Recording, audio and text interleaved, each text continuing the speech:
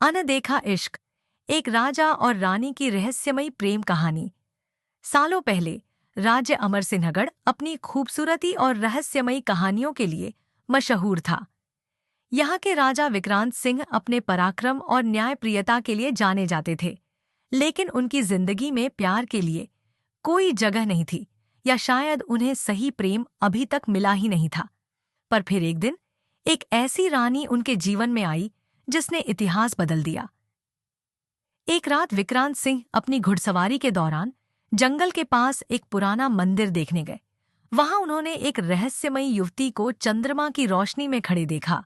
लंबे काले बाल, गहरे नील रंग की साड़ी और आंखों में ऐसा जादू जिसे देखकर कोई भी मंत्रमुग्ध हो जाए।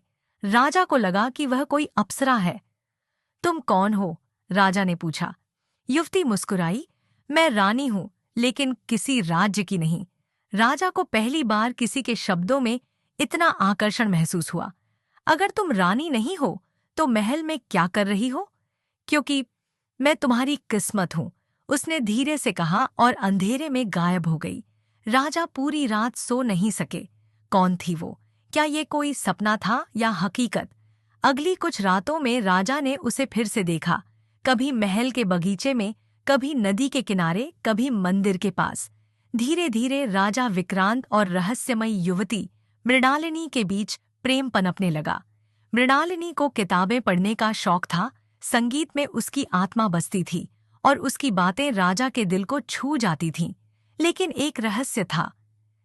राजा ने कई बार महल के लोगों से मृणालिनी के बारे में पूछा, लेकिन किसी ने उसे कभी नहीं देखा था। एक दिन राजा ने फैसला किया कि वह मृणालिनी से सच पूछेंगे। जब वे उससे मिले तो उन्होंने सीधे सवाल किया, तुम कौन हो मृणालिनी? मृणालिनी की आंखों में आंसू थे। मैं तुम्हारी रानी हूं, पर इस जन्म में नहीं। राजा चौंक गए। मृणालिनी ने बताया कि सैकड़ों साल पहले राजा विक्रांत और रानी मृणालिनी का प्रेम अमर था, लेकिन एक युद्ध में राजा की हत्या कर दी गई और रानी ने खुद को समाप्त कर लिया। हमारा प्यार अधूरा रह गया था राजा। मैं इंतजार कर रही थी कि तुम वापस आओ और हमारा प्रेम फिर से पूरा हो। अब राजा विक्रांत को यकीन हो गया कि मृणालिनी कोई साधारण स्त्री नहीं थी। वह उनके पिछले जन्म की रानी थी, जो अपने अधूरे प्रेम को पूरा करने आई थी। लेकिन इस प्रेम को अमर करने के लिए एक परीक्षा रखी गई। एक रात मृणालिनी ने राजा से कहा, अगर तुम्हारा प्रेम सच्चा है तो कल की पूर्णिमा की रात तुम इस मंदिर में आओगे और मुझे फिर से अपनाओगे। लेकिन याद रखना, अगर तुमने एक बार भी पीछे मुड़कर देखा तो मैं हमेशा के लिए खो जाऊंगी। राजा ने वादा किया। अगली रात वह मंदिर पहुंचे। मृणालिनी आगे आगे चल रही थी और राजा उसके पीछे। अचानक एक आवाज आई, राजा पीछे मत देखना। पर राजा को लगा कि शायद मृणालिनी ही पीछे से पुकार रही थी। जैसे ही उसने पीछे मुड़कर देखा, मृणालिनी गायब हो गई। राजा को अपनी गलती का एहसास हुआ। उन्होंने जीवन भर मृणालिनी की याद में राज्य किया, लेकिन कहानी यहाँ खत्म नहीं हुई।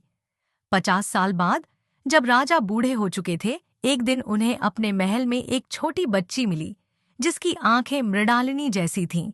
उस बच्ची ने मुस्कुराते हुए कहा, राजा, इस बार मैं चली नहीं जाऊंगी। हमारा प्रेम अधूरा नहीं रहेगा। राजा समझ गए कि मृणालिनी ने पुनर्जन्म ले लिया था।